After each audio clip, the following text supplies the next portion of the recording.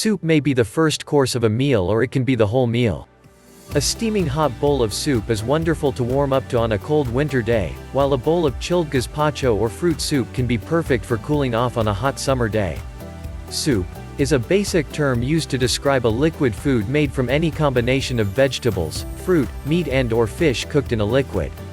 This article will discuss some of the more common variations of soup and offer information and tips on preparing, serving and storing homemade soups.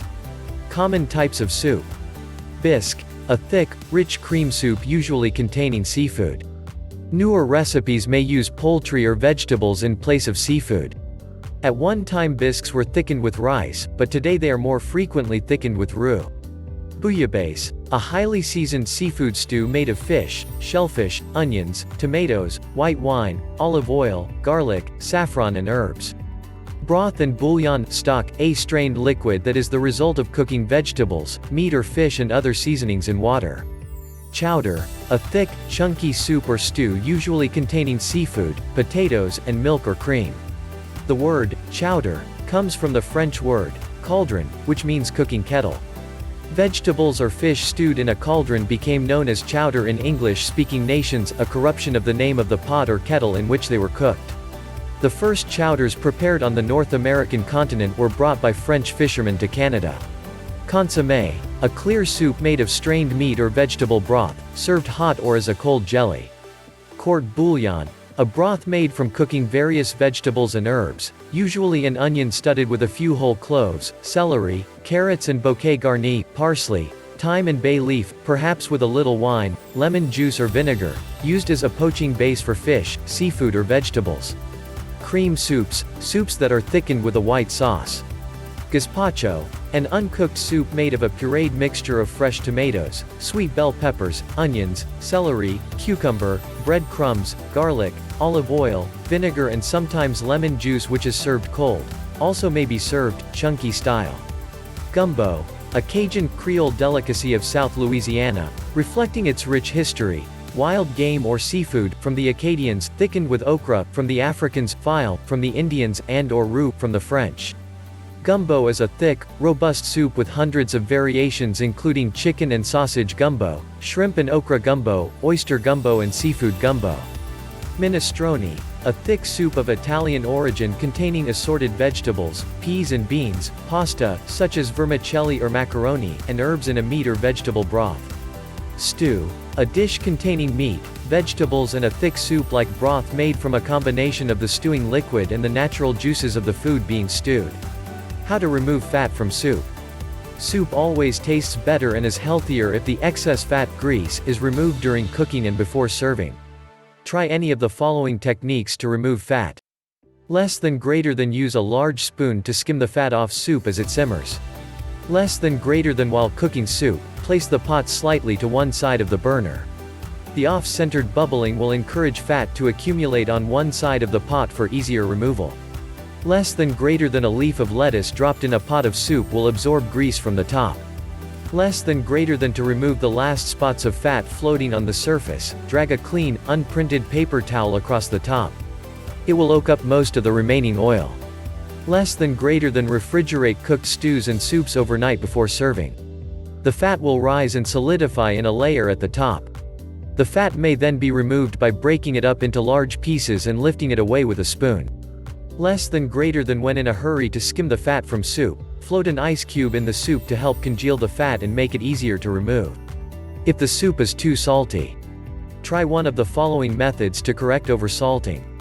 1. Add a whole, peeled raw potato to the soup and simmer for 10 to 15 minutes. The potato will absorb the salt. Remove the potato before serving the soup. Do not discard the potato, it is perfectly good for later use in another recipe. 2. Stir in 1 teaspoon of vinegar and 1 teaspoon of brown sugar for each quart of liquid. To thicken soup. The best method of thickening most soups and stews is to remove some of the cooked vegetables, puree them in a blender, and return the pureed mixture to the soup. Do not fill the blender more than 1/3 full with hot vegetables to prevent getting burned from splashes of hot puree.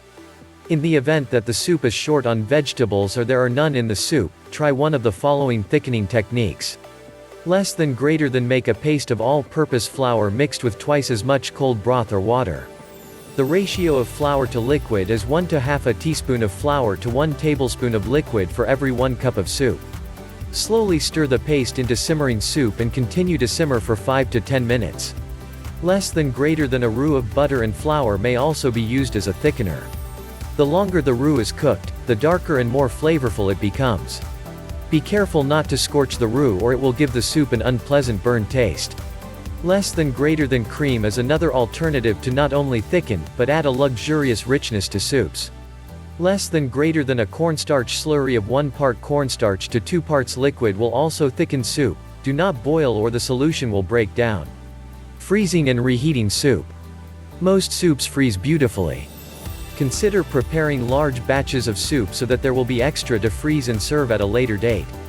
Less than greater than chill soup in the refrigerator and skim off any fat that rises to the surface before freezing.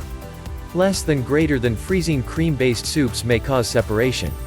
If the soup does separate while reheating, whisk vigorously with a wire whisk or try blending it in a blender for a few minutes to smooth it out. Less than greater than reheat frozen soups in the microwave or thaw at room temperature and heat in a heavy saucepan over low heat on the stovetop.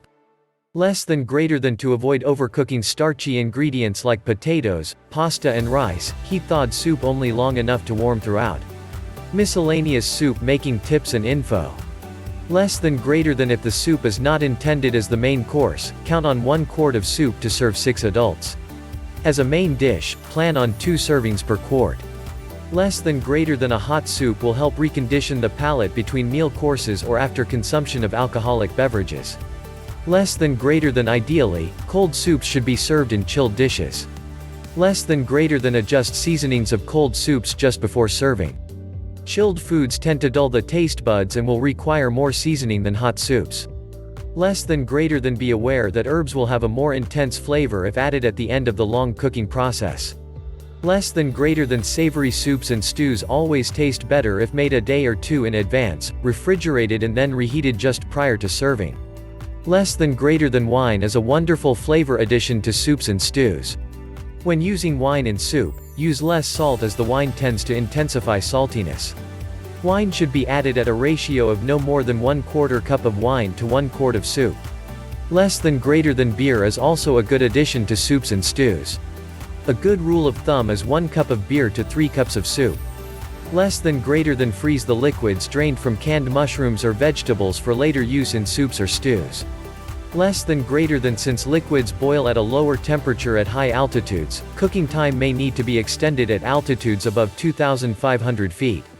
Less than greater than soups and stews should only simmer while cooking, never brought to a hard boil.